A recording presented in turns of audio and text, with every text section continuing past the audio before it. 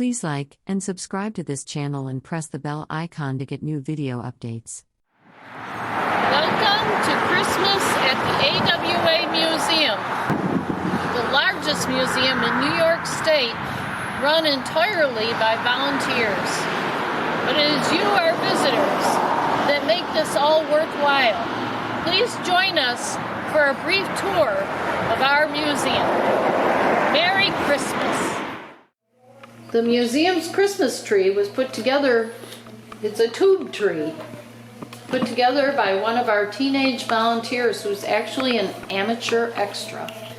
And Duncan Brown is going to explain about the exhibit that he has put together. This is a 1947 mobile telephone. Mobile telephone service first available in the Chicago to St. Louis area.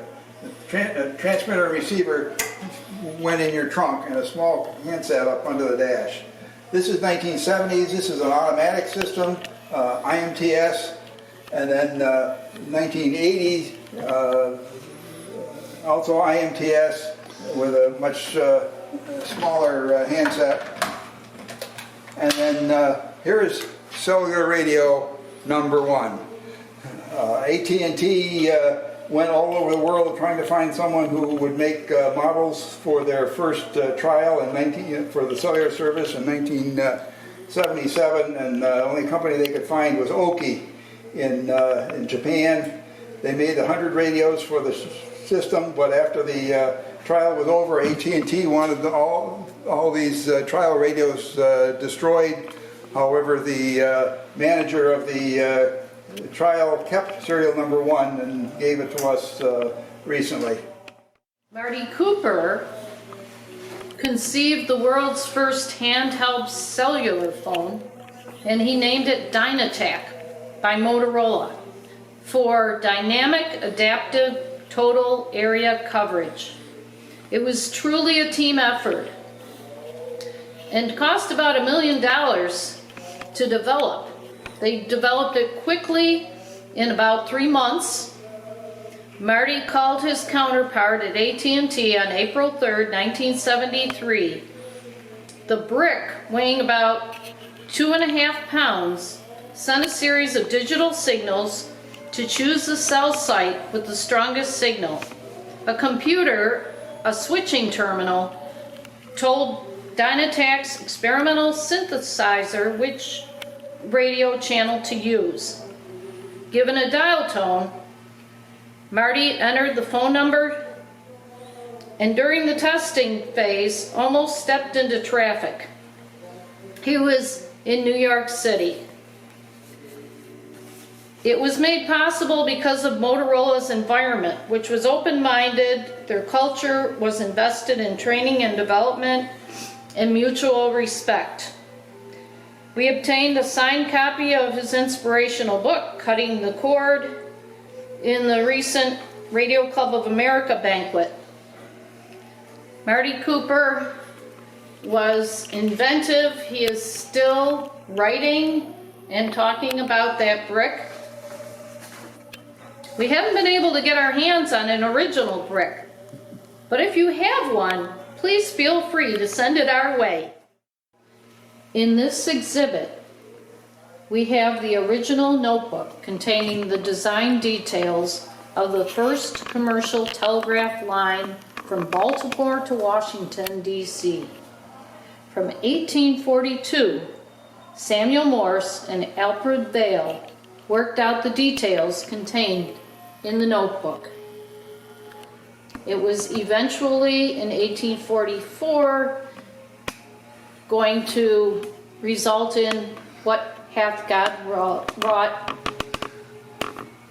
and that first message was sent.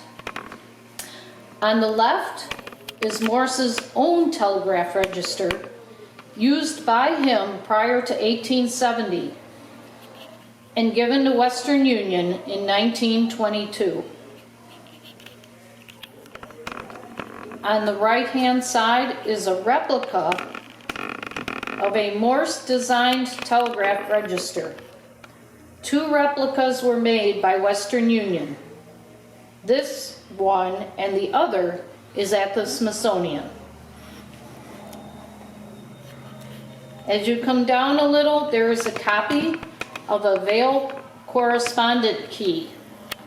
The original is in the Smithsonian. And we also have a compass that belonged to Alfred Vail. Edwin Howard Armstrong was a pioneer who may have been the most prolific and influential inventor in radio history. He is known for his early work on regenerative and super-regenerative receivers. He also developed the super-heterodyne receiver and frequency modulation, or FM. The painting on the wall next to the display case shows the regenerative receiver model. The painting includes Armstrong and his longtime lab assistant, Harry Houck. Houck saved a number of prototype radio circuits built by Armstrong himself, including the ones displayed here. Lifelong members of Radio Club of America, Armstrong and Houck worked together in France during World War I. To the right is a period example of Armstrong's first regenerative receiver. This item was built by Armstrong as one of two models of his first regenerative receiver and was used in patent litigation with DeForest. It came from Armstrong's estate. Another is in the Smithsonian.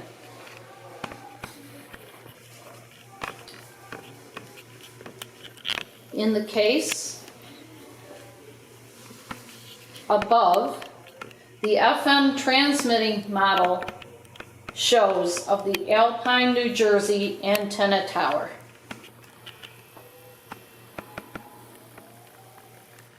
Below in the case, to the left, is the FM converter for the first FM transmitter, built by Armstrong.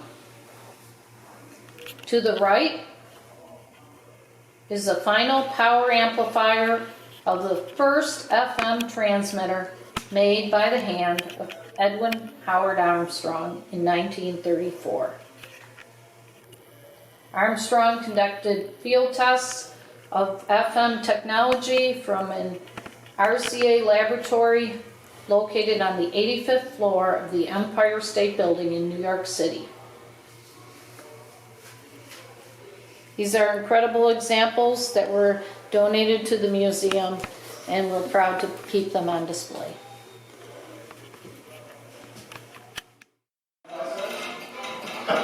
Western Union had a corporate museum until 1960.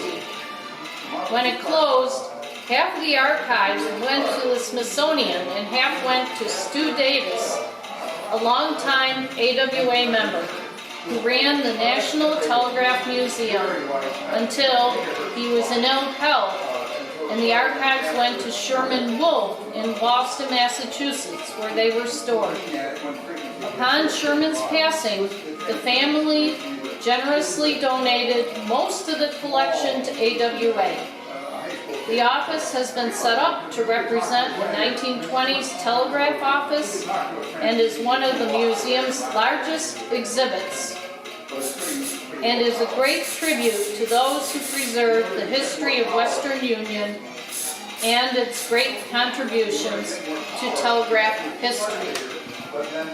Chris Hausler runs the Western Union exhibit, and he is here to explain a little bit about the exhibit.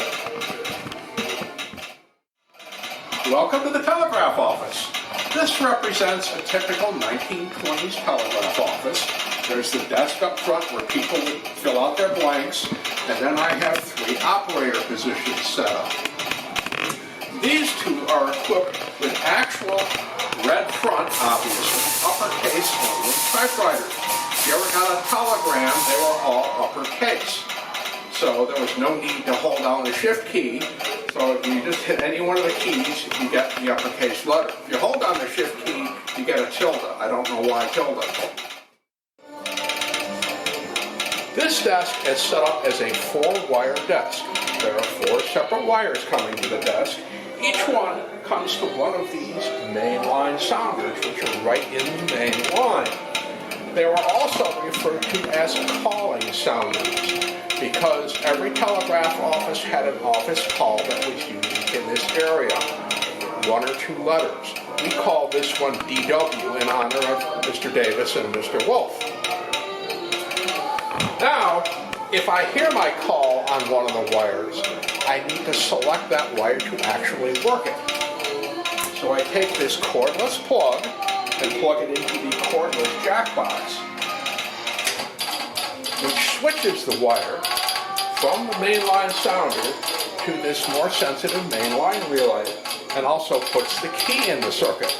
Remember that a telegraph circuit is a closed circuit system, a series circuit. So if I miss something and I'm trying to receive a message, I just open the circuit with the circuit closer on the key, and that breaks the entire circuit, which kills the instruments at the sender's end, and he knows he has been interrupted. So he can then close his key, and I can send him where I missed him a message. In this case, however, the sender is a computer, and he's not paying any attention. We're monitoring 2 wires today. One of them is BBC World News at 20 words a minute, and the other is actual movement of trains right now out in Kansas. When railroads were built in this country, they were built with just a single track because it was inexpensive. And how do you run such a railroad? Well, they would start with a schedule, and we all know what happens to schedules. So a system called timetable train order was developed. Now, every little station had to have a telegraph operator in it, and he would report the passing of a train. These went to a central office where there was a man called a dispatcher who had a large sheet of paper, which today you recognize as a spreadsheet.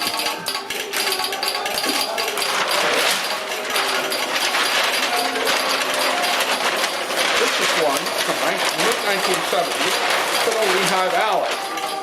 All right, you see the stations down the middle, and then you have the eastbound and westbound trains on each side of the middle. So he would find that train, that station, and write in the time. He now knows what is and is not working on his railroad, and he can then change the meet and passes to keep his railroad fluid. And that's how railroads were run in this country up into the early 1980s. In fact, the last use of the telegraph in the U.S. we've been able to document was in the early 1980s on the Burlington Northern out in Montana. We also know it was still being used heavily for this purpose in Mexico into the late 1980s. These are more items that came from the Western Union Museum. There's an early telegraph strike broadside. And transatlantic cable key from about 1880, 1890. A football register. And some of the early registers from Chubbuck, along with some early telegraph keys,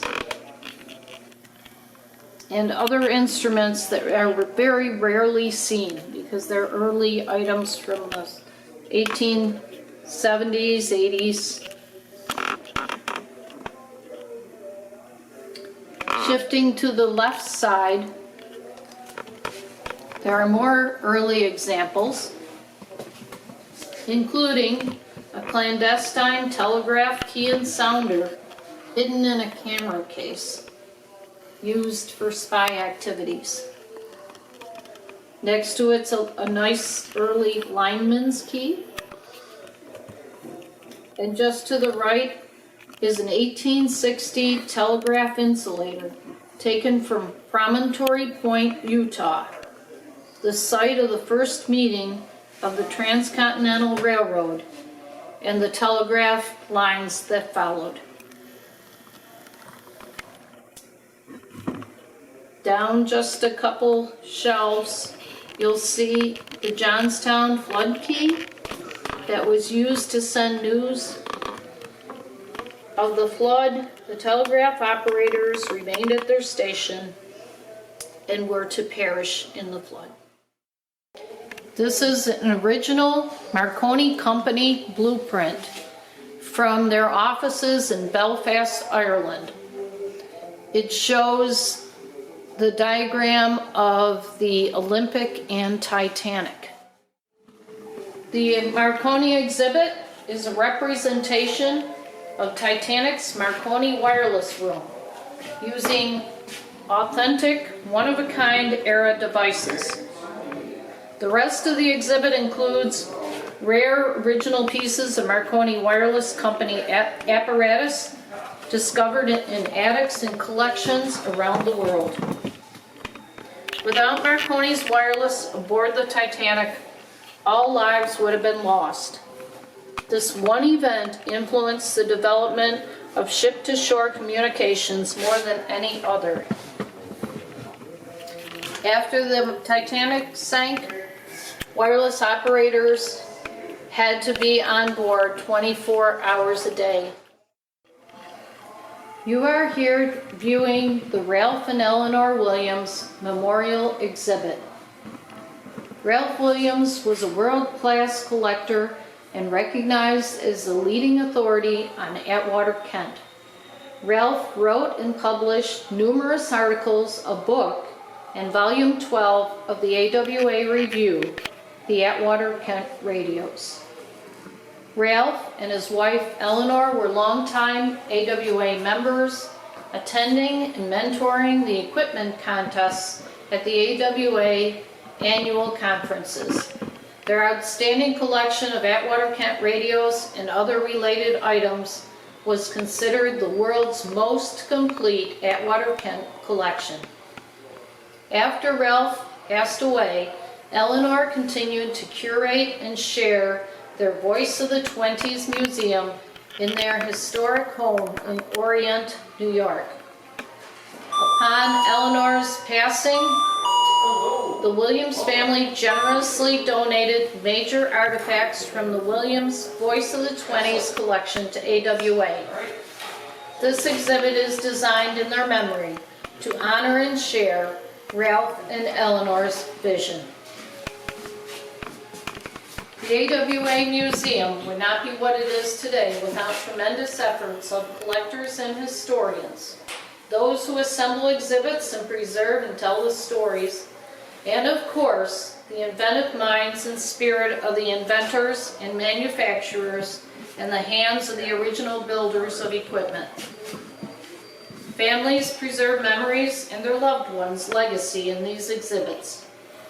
The Williams family honored Ralph and Eleanor by allowing AWA to be the caretaker of a selection of their Voice of the 20s museum.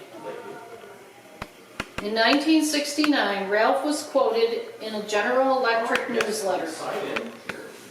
"Anyone can collect things, but I wanted my radios to mean something. As a radio engineer, I like to show in my collection how the technology of broadcasting has progressed and how it has affected the lives of everyone. If I can fascinate people by my collection and make them think about the rich life that we have and should appreciate, then my collection is worthwhile."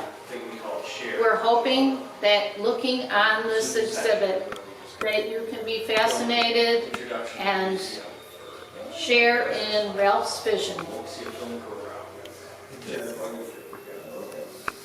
Atwater Kent founded Kent Electric Manufacturing Company in Worcester, Massachusetts in 1895.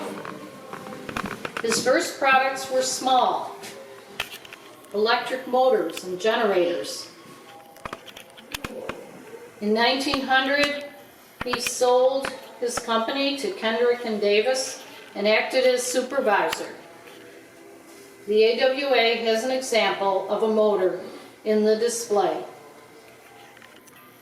In 1902, he formed Atwater Kent Manufacturing Works, and he built batteries, battery testers, and telephone systems.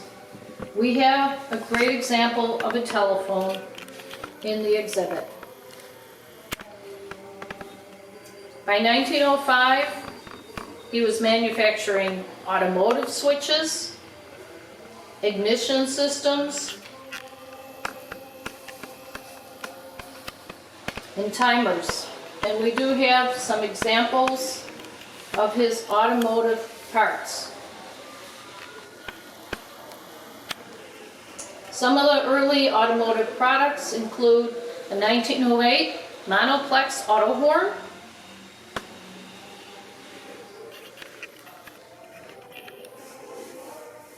sights for machine guns from World War I,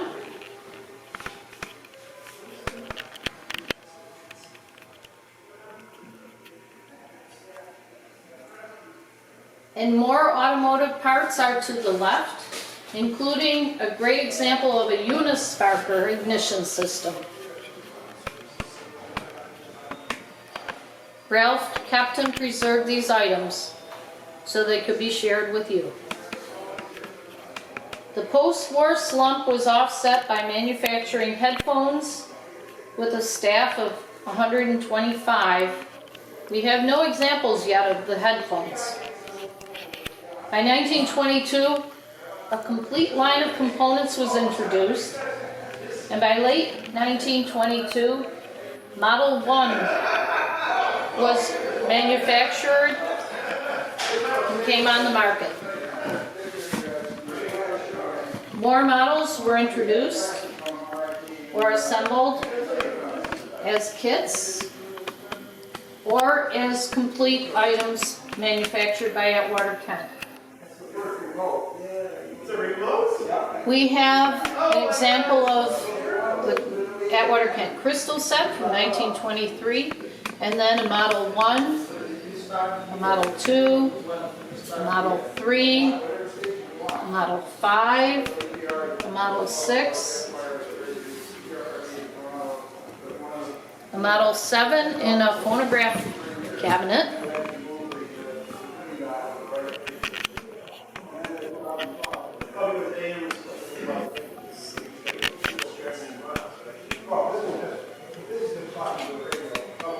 and Models 8, 9, and 10.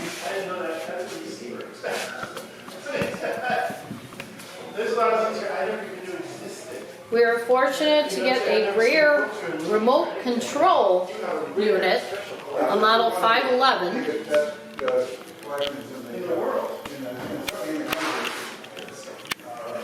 which goes with a 1935 remote control Model 509, a console unit that we were fortunate enough to get from Estes auction.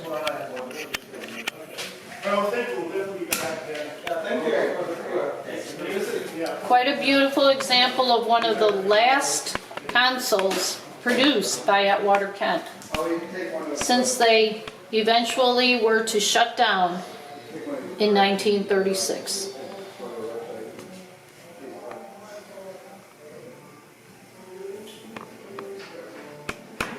Atwater Kent was famous for their advertising.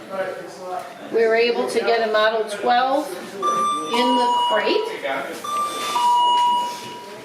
which is something that we swapped Ralph years ago. In your pocket, you could have a phone in your car. They weren't that, the phone in the car was a little bigger, but so. And Ralph created some shades for Atwater Kent radio lamps. Yeah. So these two boxes, one's a receiver, one's a transmitter. They would go in. And also made up some Atwater Kent Model 5s. And just have a little handset under the dash. So that was the original. Their quality was Just so good that it probably was part of the cause of having to shut down because it got so expensive to maintain that great quality. This August, AWA has opened a new exhibit that features the Radio Club of America, the world's oldest wireless society. Founded in 1909, Radio Club of America members and officers preserve their history, compiling a treasure trove of documents and mementos of their illustrious members, many of whom created wireless communications in its various forms. The exhibit provides an opportunity for members and enthusiasts to view some of the early historical documents, awards, and yearbooks preserved by Radio Club of America members. Rare items include the 1909 Secretary's Minute Book, lists of members, and the original 1909 ledger. Original copper and zinc printing plates used to create the 25th anniversary yearbook are on display, along with an early Armstrong medal to the right.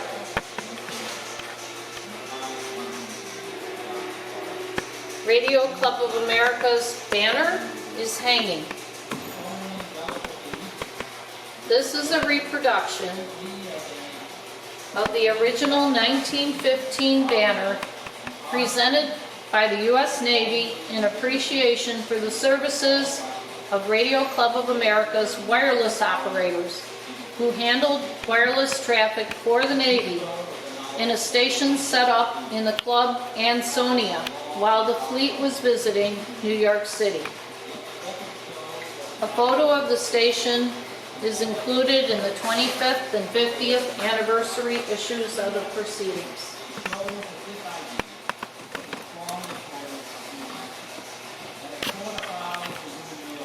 Founded on the spirit of good fellowship and the free interchange of ideas among all radio enthusiasts, Radio Club of America's mission inspired the original youth members and grew to encompass many more professionals, non-professionals, academics, and other leaders and inventors of wireless through the years. Engineering and scientific papers were presented and shared at their meetings, and printed copies were made available in issues of the proceedings. There's a few copies of the proceedings as examples here, and there is, like the OTB and the journal, great information of the history of engineering and the early days of wireless.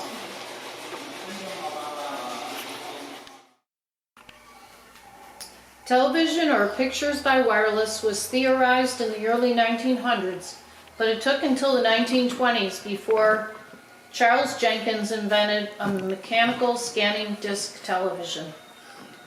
With the invention of all electronic television by Philo Farnsworth in 1927, television was on the path to its incredible success story. Having purchased Farnsworth patents, RCA commercialized all electronic television, publicly demonstrating TV at the 1939 World's Fair in New York. In this exhibit, we have the first TV set that was sold in Rochester in 1927. We have a couple Jenkins TVs. The Jenkins 100, which was given to Jack Popoli by Alan B. Dumont in 1929.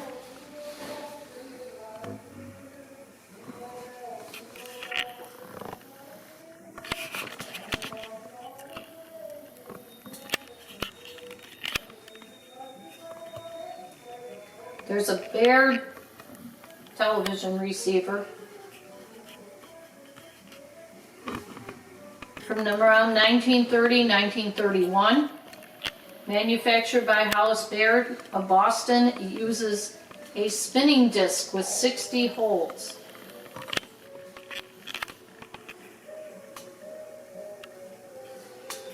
There's also an RCA portable RR359 TV receiver from 1935.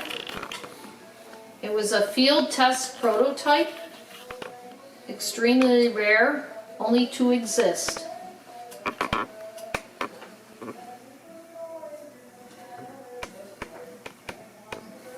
By the late 1930s, Meisner had a 5-inch television kit, which required 12 to 15 years of assembly, could receive images comparable in clarity to newspaper pictures. And many have been able to collect a Pilot 3-inch TV, which sold for $99.95. Price was the result of a challenge given to the chief engineer to design a set that could be sold for under $100. Dr. Max Bodmer was a Swiss scientist who worked for Bell Labs. He led the team that developed a traveling wave tube amplifier small enough to fit inside the Telstar 1 satellite. He was a longtime AWA member who in later years lived in Zurich, Switzerland.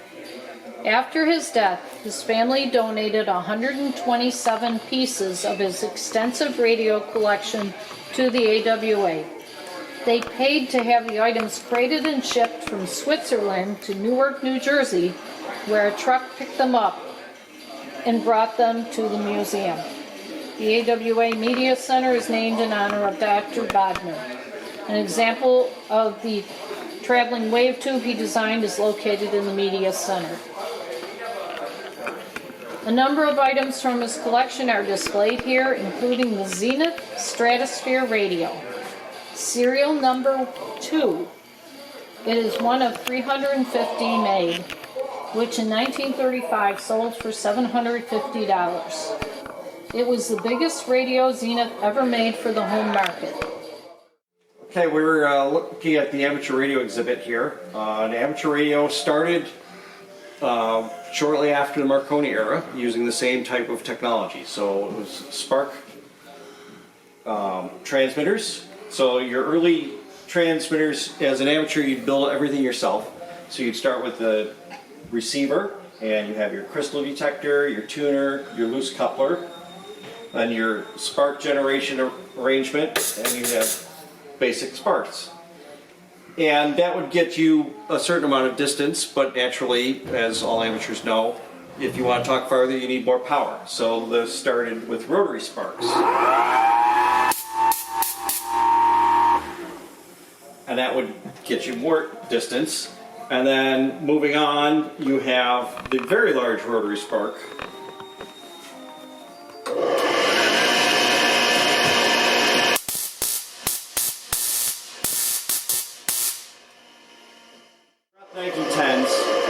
It was build it yourself with the transmitters, and we have examples of different transmitters and receivers.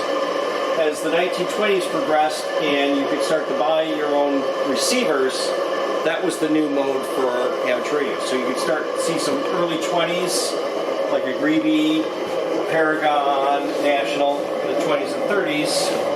You would buy the receiver and build your own transmitter. And that was true for a long time of buying your own receiver, building your own transmitter. You can see we've got some 30s receivers. It was really after post-war that transmitters were available commercially. One of the big sellers of transmitters was Collins, and we have some examples of very fine Collins equipment. The Gold Dust Twins, KWM2. The original KVM1 transceiver. In the 60s and 70s, Heathkit developed kits that were very similar in style to the Collins. You had transmitters and receivers. We also have some other 70s of the Drake twins, some Swan, and the Collins transceiver in the 50s, the KVM1, really set off the transceiver idea. And it started to take hold very well in the late 50s, early 60s. And the Japanese radios that came in the late 60s were more transceiver based. So your Yaesu and ICOMs and Kenwoods tended to be transceivers, and we've moved away from the separate transmitter and receiver. In the early ARRL handbooks, in the intro to amateur radio under traditions, one personality is listed who typifies the spirit of the amateur, the old man. His humorous stories of rotten radios defense instrument lists the woof hong as amateur radio's most sacred symbol, standing for the enforcement of law and order in amateur operations. In 1919, the old man sent an original woof hong to League headquarters. We have a nice example from 1938 in the museum. And also a wooden woof hong. The riddy snitch, another weird instrument of similar origin, is used to enforce the principles of decency and operating work. It looks pretty nasty, and we've never actually seen one, but we'll display it if anyone has one to loan. Jim and I joined the Royal Order of the Woof Hong in 2014 during the 100th anniversary of the ARRL. Different awards were given, such as the Shortwave Scout Trophy, which was awarded to Li Chi-Chang in 1937. And the paperwork in the exhibit was signed by Hugo Gernsback and Secor.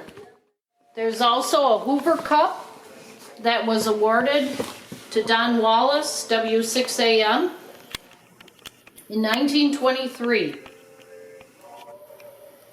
The Hoover Cup was awarded based on transmitter efficiency and range, extent to which the station was homemade, and ingenuity of design and neatness of station log.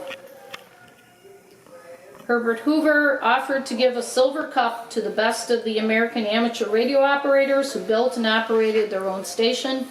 Don Wallace, who's famous in the amateur world as being a pioneer, it was awarded this in 1923. On December 11th, 1921, radio station 1BCG, Greenwich, Connecticut, sent the first shortwave message across the Atlantic to Paul Godley in Ardrossan, Scotland. 5 Radio Club of America members built a tube-type CW transmitter in a matter of a few weeks. In 1996, AWA members Bob Raid and his son Mike built a replica transmitter, which was activated for the 75th anniversary. This is that replica transmitter that they built. The same transmitter was reactivated for the 100th anniversary on December 11th, 2021. And then again on February 26th, 2022. The old MOPA transmitter received another workout and performed well. The Spring 2022 AWA Journal article by Ed Gable tells the story. This Voice of America transmitting station was dedicated to Jack Copley, who was director of Voice of America from 1953 to 1956.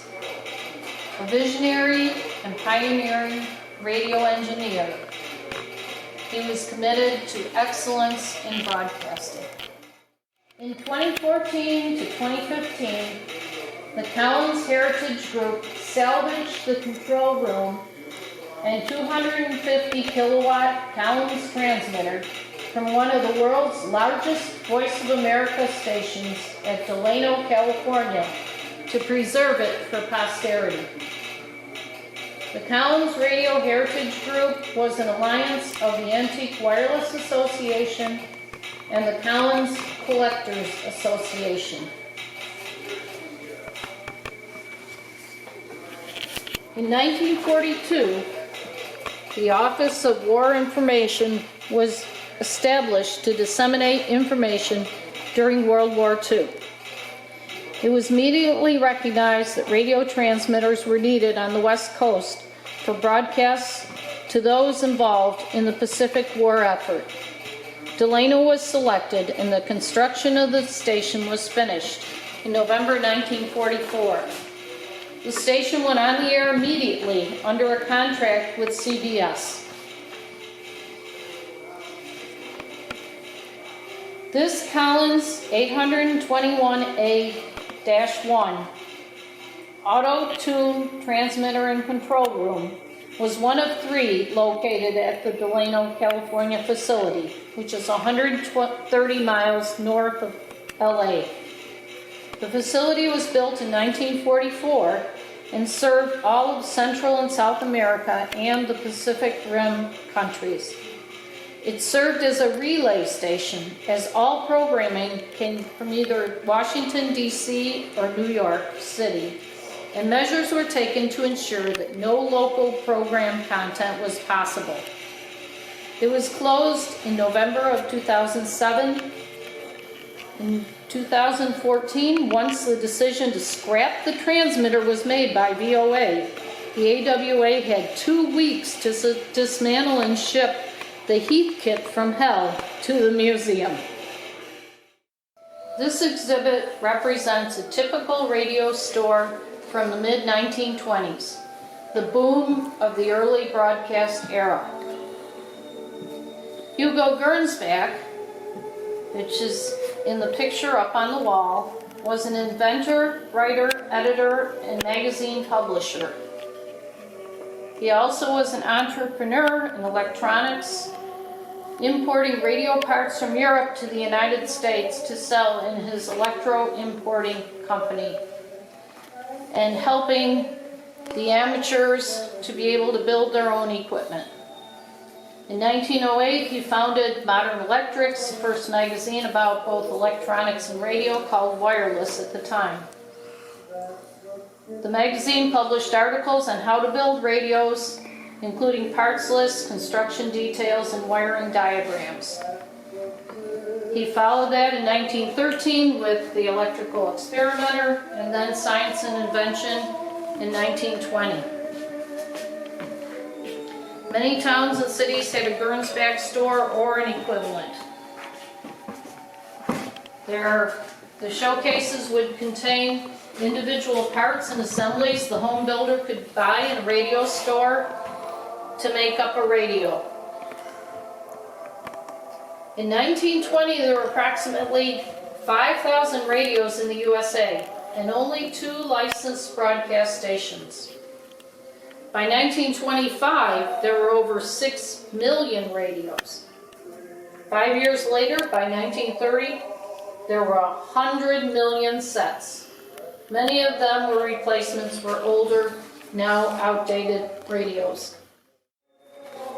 Part of the voice of the 20s was these 2, a minstrel and his lovely lady singer.